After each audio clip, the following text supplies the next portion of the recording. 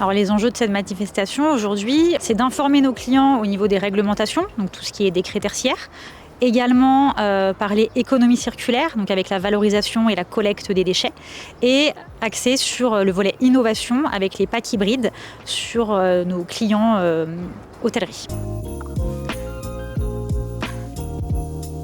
On a staffé en interne une équipe grand compte multisite qui va accompagner les clients qui sont sur l'ensemble du territoire.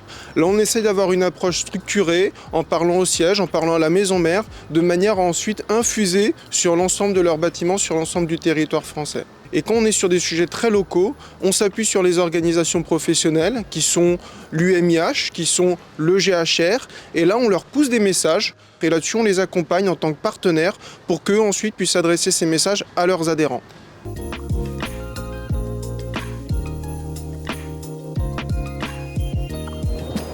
Les leviers qu'on souhaite mobiliser dans le cadre de la convention avec GRDF, d'abord, c'est vraiment un partenariat gagnant-gagnant pour aller vers la décarbonation. Et la méthanisation, notamment, est pour nous une ressource fondamentale puisque c'est un circuit vertueux, c'est produit en local, c'est issu des biodéchets, donc tout va bien. Aujourd'hui, à travers cette convention, ce qu'on veut marquer, c'est un peu le virage que prend GRDF sur la proximité avec les clients et l'accompagnement dans la décarbonation. C'est compliqué le chemin de la décarbonation, il y en a toujours plusieurs qui sont possibles. Notre volonté est toujours d'essayer de rester pragmatique et d'essayer d'apporter la meilleure solution. Donc aux côtés des organismes tels que le GHR, on va porter un petit peu ce message, réussir à remettre en question un petit peu les dogmes de façon à trouver les solutions les plus pragmatiques, les plus économiques et les plus efficaces pour décarboner.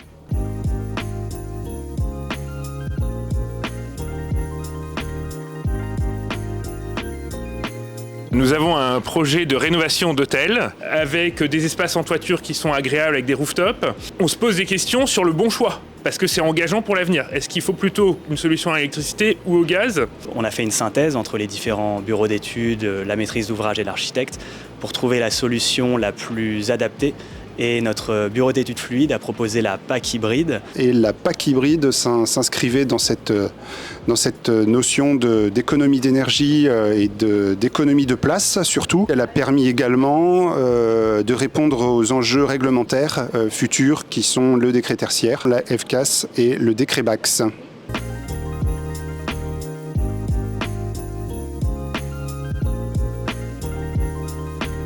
Nous sommes le Chalet des Îles, un restaurant dans Paris sur une île dont le bâtiment principal a été fait par Napoléon III. Pour nous, le gaz était très important puisqu'on a entièrement changé la cuisine et c'est une cuisine 100% au gaz. Et tout le chauffage est au gaz. En dehors de ça, on travaille avec Moulineau depuis 10 ans. On crée 3 tonnes de biodéchets par trimestre. Ça fait des économies énormes.